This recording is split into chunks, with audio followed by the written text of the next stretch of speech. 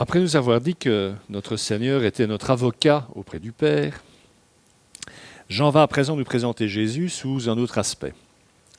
Aspect qui permet justement à notre Sauveur de pouvoir intercéder, prier pour nous.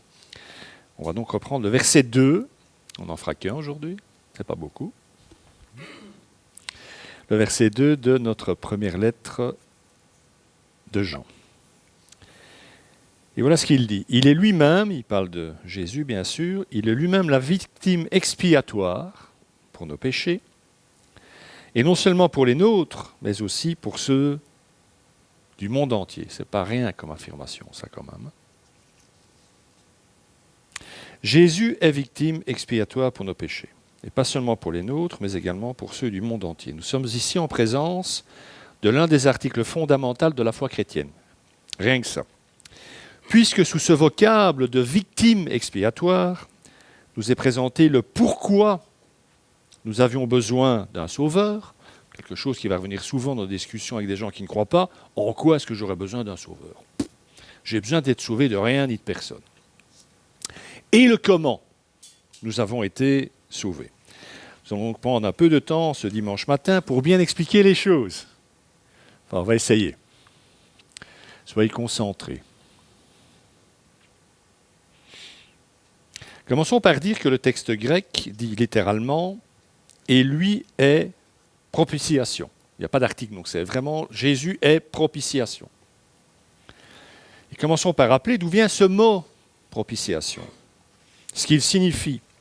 Dans la plupart des traductions de la Bible, et on peut comprendre parce qu'expiation et propitiation recouvrent des données analogues, on a, la plupart du temps, systématiquement même, rayer ce mot propitiation de nos traductions les plus récentes en français. Je pense que c'est légèrement dommageable. Parfois, vous avez un renvoi en bout de page, quand tout va bien, on vous explique que dans le grec, c'est plutôt propitiation, parce que la propitiation revêt un sens légèrement différent que l'expiation. Mais on va expliquer tout ça. Donc, dans l'Ancien Testament, commençons par le début, la propitiation est exprimée par le verbe hébreu « kiphar », qui signifie couvrir. C'est le verbe couvrir. Ce verbe est lié au mot kofer, qui veut dire couvercle, et signifie l'acte d'écarter la colère par l'offrande d'un don. C'est le sens de ce mot. Écarter la colère de quelqu'un par l'offrande d'un don qu'on fait à ce quelqu'un. En fait, c'est le fait de rendre propice celui qui nous témoigne de la colère. Propice, propitiatoire. Ça va ? Ce mot est utilisé en rapport avec les sacrifices de l'Ancien Testament, où il revient souvent. Il est en rapport avec l'Holocauste. Vous aurez toutes les références bibliques à aller voir dans les notes. Le sacrifice de culpabilité, le sacrifice d'expiation, justement, et d'autres sacrifices et offrandes. Donc pour les hommes, c'est ce qu'il faut comprendre dans un premier temps, pour les hommes de l'Ancien Testament, il était parfaitement normal et compréhensible que Dieu, en tant que juste juge, puisse s'irriter chaque jour contre les méchants, contre ceux qui font le mal. En fait, en gros, contre tout le monde. Puisque tout le monde, d'une manière ou d'une autre, à un niveau ou à un autre, fait le mal. C'est pour ça que la Bible dit que nous sommes tous pécheurs. C'est bien, vous suivez, jusque-là.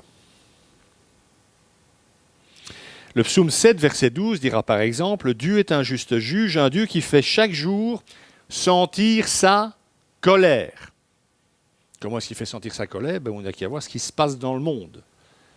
Il n'empêche pas le mal de proliférer. Il le limite, mais ne l'empêche pas. Et il y a donc des conséquences à cela.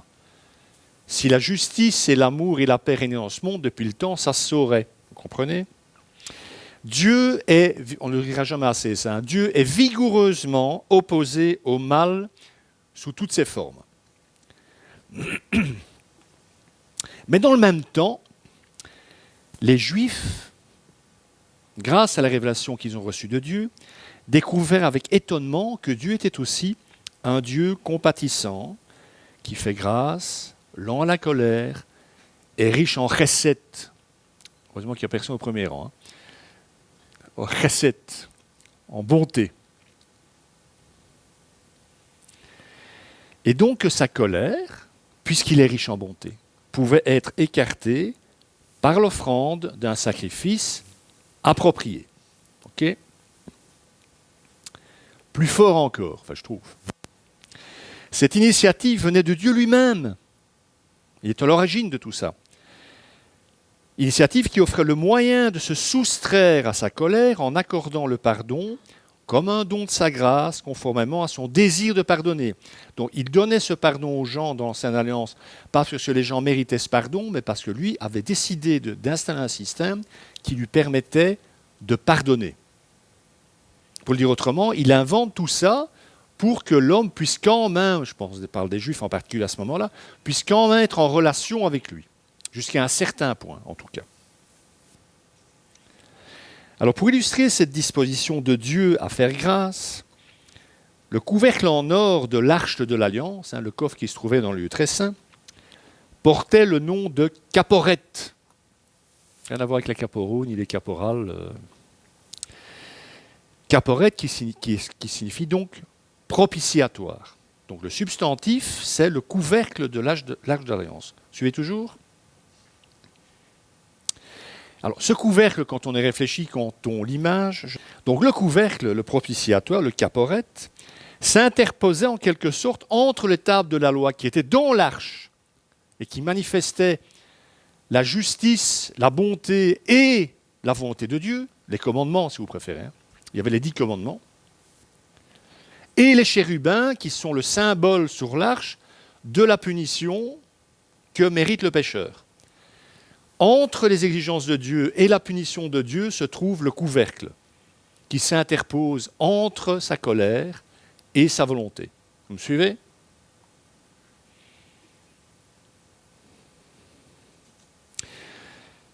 Donc ces 10 commandements résumaient les exigences de Dieu et se trouvaient dans l'arche d'alliance, et les chérubins représentaient ses justes jugements.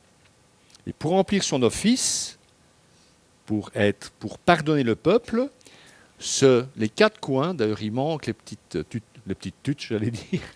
Logiquement, il y a une tute aux quatre coins du couvercle, sur lequel le grand prêtre, une fois par an, le jour de Pourim, rentrait dans le lieu très saint pour faire l'aspersion du sang sur les 4 coins du propitiatoire. L'image est forte quand même. Si vous voulez approfondir, lisez l'Épître aux Hébreux. Je vous en supplie. S'il vous plaît. Alors, dans le Nouveau Testament, ça c'est pour l'Ancien. Dans le Nouveau Testament, il y a un groupe de verbes grecs que Jean va utiliser 2 fois dans son épître, et qui n'apparaissent qu'ici d'ailleurs, dans son épître, dans sa lettre. Le groupe du verbe grec ilaskomai n'est utilisé que 8 fois dans toute la Bible. Mais ce verbe revêt une importance capitale.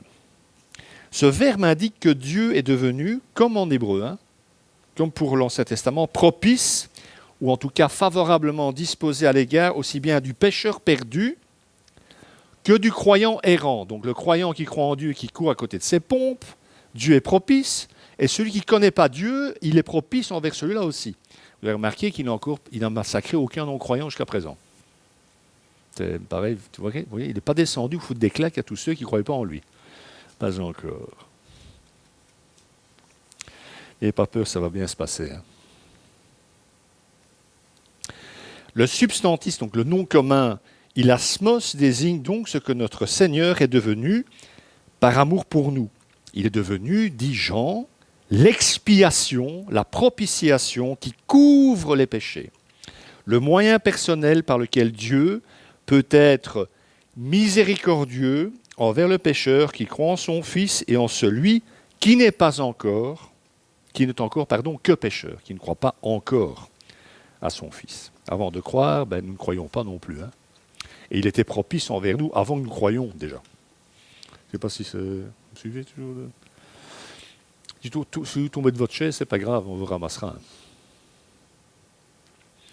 L'auteur de lettre aux Hébreux, je n'ai pas pu éviter forcément, parlera quant à lui du lieu, l'endroit, où se réalise la propitiation, le fait d'écarter la colère. Hébreux 9, versets 5 à 7. Au-dessus de l'arche se trouvaient les glorieux chérubins. Alors, on vous verrez sur une photo plus loin, enfin une dia plus loin, que, en fait, les chérubins en question, ils étaient monumentaux, ils mesuraient plusieurs mètres de haut. Hein. Ils n'étaient pas simplement représentés sur l'arche en or, ils étaient, voilà, pour qu'on en voit bien le message. Au-dessus de l'arche se trouvaient les glorieux chérubins qui couvraient le propitiatoire de leur ombre, avec leurs ailes.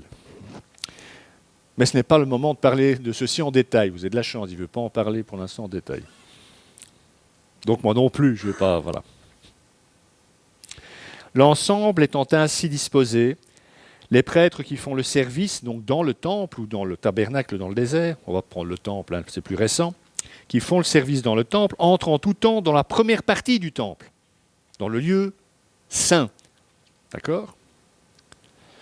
Mais dans la seconde, dans le lieu très saint, seul le grand prêtre entre, et ce une fois par an, et non sans y apporter du sang qu'il offre pour lui-même et pour les péchés du peuple. On parle évidemment ici du peuple hébreu. Okay ? Alors pourquoi est-ce qu'il offre du sang pour lui-même ? Parce qu'il est pécheur comme ceux qu'il représente. Donc, les prêtres pouvaient bien entrer pour leur service dans le lieu saint. Première partie, vous voyez, avec l'autel de parfum, etc. Ça, c'est le lieu saint. Pourquoi est-ce qu'ils peuvent entrer dans la première partie ? Parce que Dieu ne s'y trouve pas. C'est aussi bête que ça. Il ne s'y trouve pas. En revanche, ils ne pouvaient pas entrer dans le lieu très saint, le lieu qui se trouve derrière le rideau, j'allais dire, derrière le voile, voilà, et où se trouve l'arche d'alliance, avec les chérubins. Alors, je ne sais pas pourquoi ils m'ont mis des têtes de sphinx égyptiens, mais enfin, on s'en fout. Honnêtement, c'est compliqué à trouver un truc. Sur Internet, c'est très compliqué de trouver des représentations du temple qui correspondent à ce qu'il y a dans la Bible. Et comme je suis nul en dessin, je suis désolé, vous pouvez faire avec. Donc, première partie, ils peuvent rentrer parce que, objectivement, Dieu ne s'y trouve pas. Ce n'est pas là le lieu de sa présence. Par contre, le lieu de sa présence, c'est le lieu très saint, la deuxième pièce, qui est dans le noir. Donc. Alors, Salomon, lors de la dédicace du premier temple, dira « Seigneur éternel, tu as décidé de vivre quoi ? Dans l'obscurité. » Pourquoi ? Parce que dans cette pièce-là, il fait noir. Pourquoi ? Parce que la seule lumière dans cette pièce, c'est quand Dieu s'y trouve. Ok ?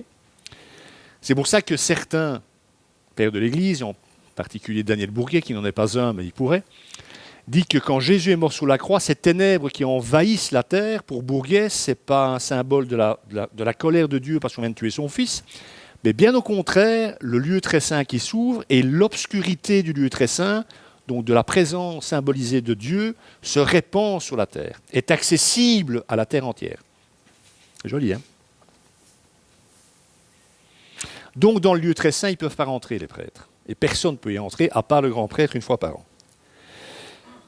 Excusez-moi, j'ai eu de l'asthme. Hein. Parce que, justement, ce lieu abritait la présence de Dieu. Et en tant que pécheur, il ne pouvait pas y entrer. Le grand prêtre, d'ailleurs, on lui accrochait des petites clochettes à sa robe et une corde à sa taille, et on le laissait rentrer.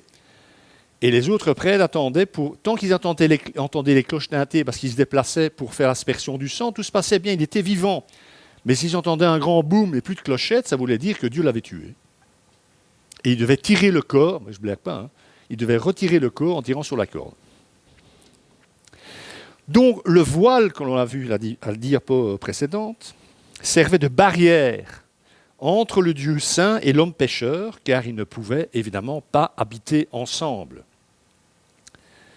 Le tabernacle symbolisait donc, ou le temple, deux vérités en apparence totalement contradictoires. Dieu invitait l'homme à s'approcher de lui, et en même temps, il le tenait à distance.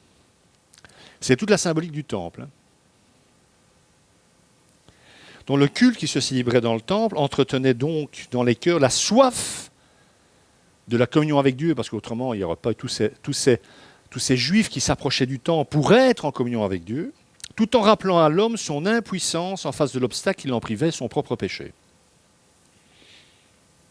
Et cette contradiction s'explique et se résout par le fait de la sainteté de Dieu, qui est un harmonieux accord de justice et d'amour.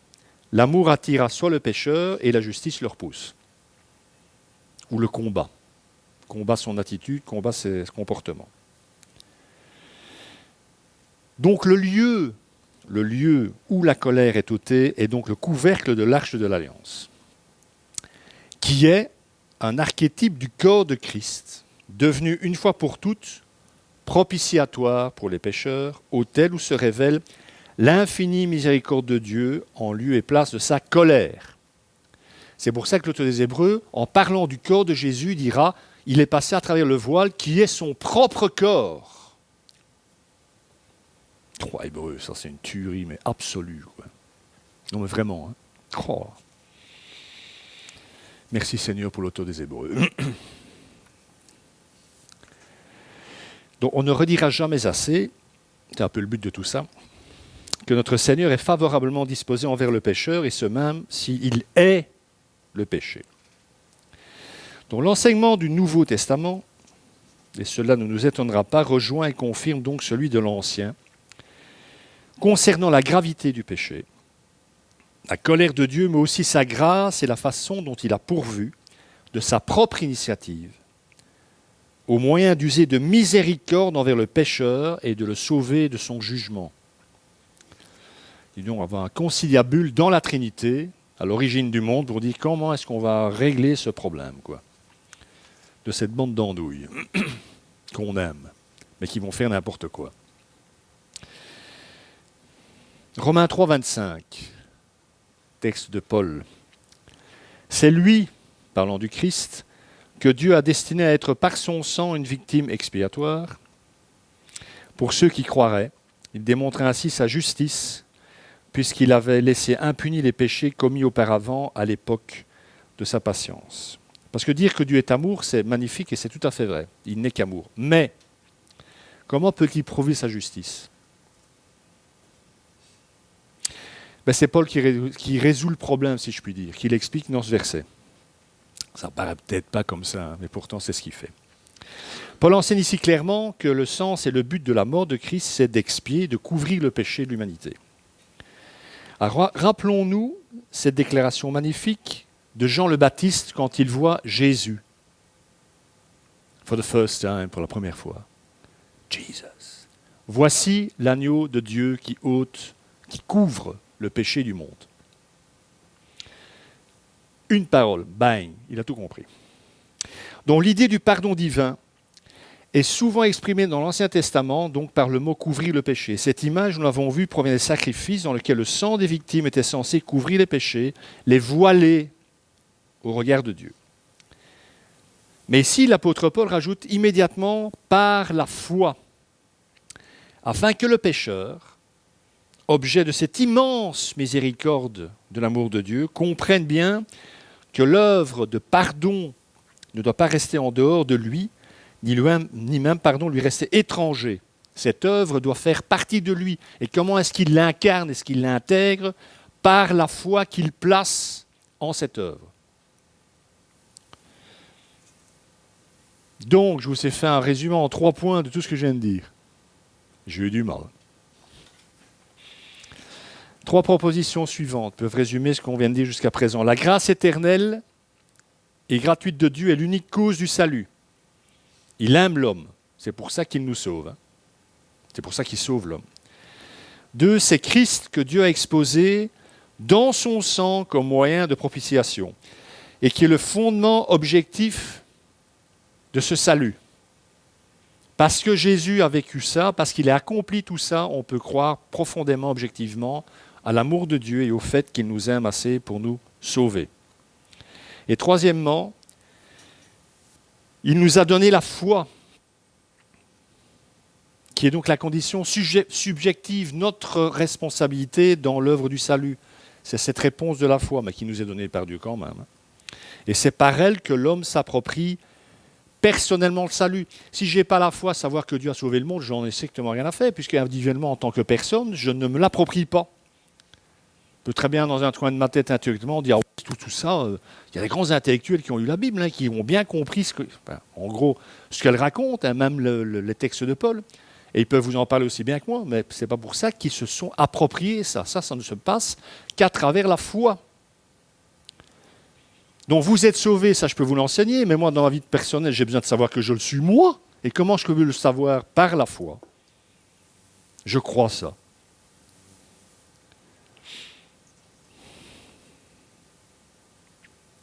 Donc la justice de Dieu dont parle Paul est l'attribut de Dieu inséparable de sa sainteté et qui, en quelque sorte, je vais les mettre entre parenthèses dans les notes, et qui oblige Dieu, je n'aime pas ce terme quand on parle de Dieu, mais enfin j'en vois pas d'autre, qui l'oblige à prendre une attitude négative à l'égard du péché, à le punir en frappant le pécheur ou à le couvrir en établissant un moyen de propitiation, donc de pardon, d'écarter la colère, par lequel sa réprobation du mal éclate aux yeux de tous. Parce que le problème, où est la justice de Dieu avant la venue du Christ, puisque l'homme commettait des péchés abominables.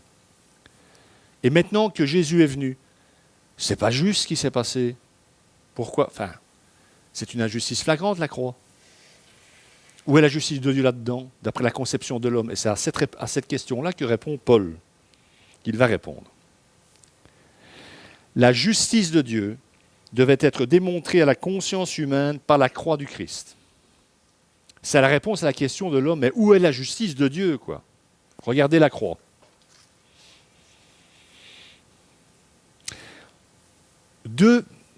Paul fait ça souvent, il anticipe les questions de ses opposants éventuels. 2 circonstances, en effet, pouvaient faire douter de la réalité de la justice de Dieu. Paul fait allusion dans le passé, donc avant la venue de Jésus, le fait qu'il avait laissé impunis les péchés commis auparavant. Auparavant, donc avant quoi ? Avant la venue de Jésus.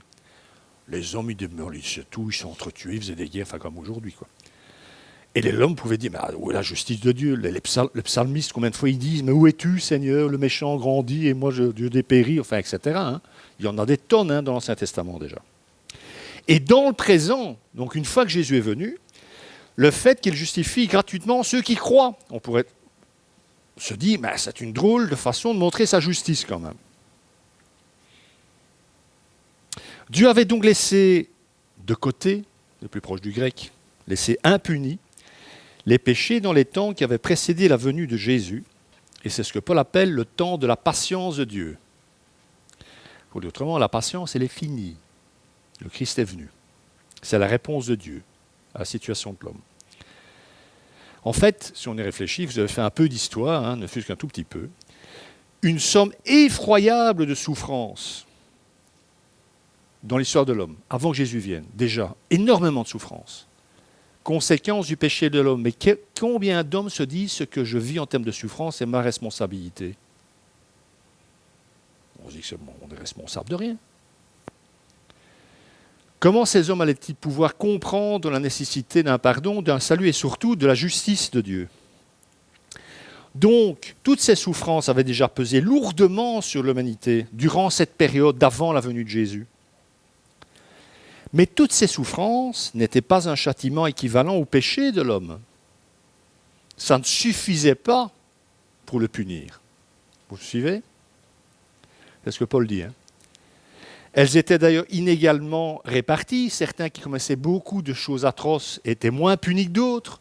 Il y a des gens qui maltraitent les autres, qui sont vraiment en dessous de tout, même qui commettent des choses abominables et qui n'ont pas de problème de santé, ils n'ont pas de problème, et d'autres qui essaient de faire le bien, qui ont des problèmes de santé. Donc c'est totalement injuste ça, non ? Donc tout ça était inégalement réparti, et encore une fois, toutes les conséquences des péchés n'étaient pas proportionnées aux fautes commises par chaque pécheur. Aussi les hommes n'avaient-ils pas su, en général, voir dans leur souffrance la punition de leurs fautes ? Parce que certains, proportionnellement à ce qu'ils faisaient, n'étaient pas trop malheureux, et d'autres, proportionnellement à ce qu'ils faisaient et qu'ils ne faisaient pas, étaient beaucoup, beaucoup plus punis que certains autres. Donc, quand Paul parle de la patience de Dieu, il faut bien comprendre en termes d'humanité, pas des pécheurs à la fois individuellement, mais plutôt la notion de péché de l'humanité entière. Et comme Dieu avait usé de patience envers Israël en lui donnant la loi de Moïse, malgré ses rébellions et son incrédulité, son manque de foi, il avait de même usé dans la même période, au niveau de toutes les nations à côté d'Israël, de la même patience envers l'humanité dans son ensemble.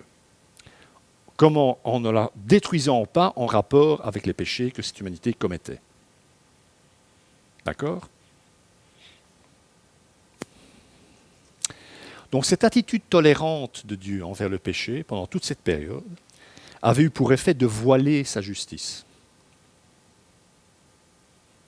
De pousser les hommes à méconnaître cette justice. Et même parfois à la nier. Il y a des psaumes qui disent, le fou dit dans son cœur, il n'y a pas de Dieu. Ou même, psaume 50, Dieu dit aux pécheurs, parce que je ne te punis pas, tu crois que je suis d'accord avec ce que tu fais. C'est QFD. Donc je répète, ça c'est important, cette attitude tolérante de Dieu avait eu pour effet de voiler sa justice, de pousser les hommes à la méconnaître et même parfois à la nier. Il n'y a pas de Dieu, puisqu'il n'y a pas de justice. Une démonstration éclatante de cette justice, dit Paul, était donc nécessaire pour réveiller la conscience des pécheurs. Et ça, c'est avant la venue de Jésus. Et dans le temps présent, dit-il, parce que Jésus est venu, si Dieu justifie gratuitement celui qui est dans la foi en Jésus, il ne paraît plus comme celui qui est juste, qui maintient l'ordre moral, qui récompense les bons et punit les méchants. La vision que l'homme a de la justice potentielle de Dieu a été totalement bousculée par la croix du Christ. Il y a une drôle de façon d'envisager la justice. Pourquoi ? Parce qu'à travers un innocent, il rend des coupables innocents. Ça, ce n'est pas notre conception de la justice. Nous, le coupable, il doit crever, quoi. Il doit payer, non ? Donc, on est plus dans la vengeance que la justice. Dieu dit, ma justice à moi, c'est la croix de mon fils. Donc la justice de Dieu a besoin d'être démontrée pour ne pas courir tout simplement le risque d'être mise en doute. Et pour que le croyant lui-même puisse se convaincre que le pardon qui lui est accordé n'est pas au détriment de la justice de Dieu, en d'autres termes, que ce pardon n'est pas une illusion. Moi, le plus grand problème que j'ai eu à titre personnel quand on m'a parlé de l'Évangile, c'est de me dire, c'est gratuit, je dois croire. Je ne dois rien payer par rapport à ce que j'ai fait. Moi, ça ne passait pas, quoi. Avec toutes les conneries que j'avais faites, il faut forcément que je paye. Eh bien non, Jésus a payé. Et ça c'est la justice de Dieu. Et moi, je me dis, mais qu'est-ce que c'est que ça pour une notion de justice ? Non, c'est de la folie furieuse. Hein. D'ailleurs, c'est ce que Paul dit, c'est de la folie, la croix. Pour les hommes qui se perdent, c'est une folie absolue. Et si nous le croyons, c'est parce qu'il nous a permis de croire, autrement on ne croirait pas, parce que c'est incroyable.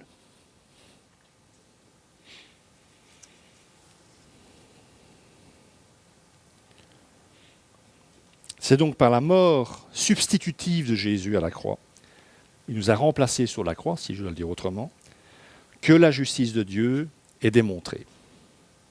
Alors ce qui est intéressant, alors on pourrait dire, oui, tu chipotes, non mais c'est important. L'apôtre ne dit pas qu'elle est satisfaite, la justice de Dieu, parce qu'elle ne pourrait pas l'être, vu le nombre de péchés commis par l'humanité. Car il n'enseigne pas qu'en mourant, le Christ ait subi une peine équivalente à la somme des péchés que Dieu devait punir. Hein. Il ne faut pas comprendre l'expression « le Christ a porté tous les péchés du monde », tous personnellement, sortez-vous de ça. Ce n'est pas ça que Paul dit, ce n'est pas ça que la Bible enseigne. Mais que dans la mort de son Fils, Dieu a suffisamment montré son horreur du péché et la sévérité avec laquelle il le juge, il faut que quelqu'un meure quand même, hein. Il a vivement représenté à l'homme le châtiment qu'il avait mérité. Ce que Jésus subit, c'est ce que toi tu mérites. Comme disait Calvin, plutôt que vous dire « Oh, moi, c'est quand même, je ne sais pas, moi, je trouve ça injuste », remercie Dieu de ce qu'il a fait, ça. Non, on n'est pas mangé par la reconnaissance, en tout cas pas moi. La reconnaissance, quand on ouvre les yeux le matin, c'est peut-être pas la première chose qui me vient dans la boule. Hein. Pourtant, ça devrait. Je parle pour moi aussi. Hein. L'expiation a donc pour origine le principe de la sanction. Le mal doit être puni. C'est un principe que la Bible formule à plusieurs reprises, hein, dans tout l'Ancien Testament entre autres. Dieu, je prends cette formule, Dieu ne tient pas le coupable pour innocent. Dieu ne tient pas le coupable pour innocent. Jésus a accepté de porter le poids de cette sanction, de cette condamnation universelle. Celui qui vient à lui par la foi s'identifie à lui pour être puni en lui afin d'être pardonné en lui. Nous sommes morts, Paul, hein, toujours, nous sommes morts avec le Christ à la croix et nous ressuscitons avec le Christ. Notre vieil homme, dont Paul parle dans l'Épître aux Romains, notre vieil homme, ce que nous avons commis avant notre rencontre avec Dieu, par la croix du Christ, tout ça, dit Paul, cet homme-là, il est mort avec le Christ, il a été crucifié avec le Christ à la croix. Donc, en contemplant la croix sur laquelle le Christ a donné sa vie pour nous, nous apprenons à connaître l'étendue de notre faute, c'est vrai, parce qu'il a fallu ça. Mais nous recevons aussi l'assurance que le pardon de nos péchés, quel qu'il soit, est une chose possible et surtout certaine. La rédemption en Jésus-Christ a été... Bon, là, il y a encore certains qui vont dire que cette phrase n'atteint pas leur cerveau, mais bon, je suis désolé. La rédemption en Jésus-Christ a été la divine théodicée dans l'histoire, n'est-ce pas ? Je vais traduire. La réponse au mal dans l'histoire humaine malgré l'existence d'un Dieu bon. C'est ça la théorie. Comment est-ce qu'on réconcilie le fait que Dieu est bon et le mal ? Si Dieu existait, il n'y aurait pas tout ça dans le monde. C'est la réponse, la croix. Et enfin, je termine par là. Pour exprimer la valeur infinie du sacrifice de Jésus, et pour que tous puissent y avoir recours dans leur angoisse, l'apôtre Jean affirme que son efficacité s'étend non seulement à ceux qui ont déjà cru, ou même aux élus de Dieu qui sortent de la route, mais expressément au monde entier. Il peut et doit être présenté à tous comme l'unique moyen de salut devant Dieu. Car Dieu non seulement veut que tous les hommes soient sauvés, mais Jésus a souffert et est mort comme le second Adam, toujours dans la théologie paulinienne, le représentant de notre race. Celle-ci est tout entière au bénéfice de la rédemption, du pardon qu'il a accompli à la croix. Car Paul dira, tous ont péché en Adam et sont donc tributaires de cette lignée pour leur plus grand malheur, et nous avons fait partie de cette lignée. Mais en Jésus, qui est le second Adam, et premier-né de la nouvelle humanité recréée en lui, nous sommes en lui et nous faisons à présent partie de la lignée du Christ, la nouvelle humanité recréée en lui. Amen. Que Dieu vous bénisse et qu'il bénisse sa parole.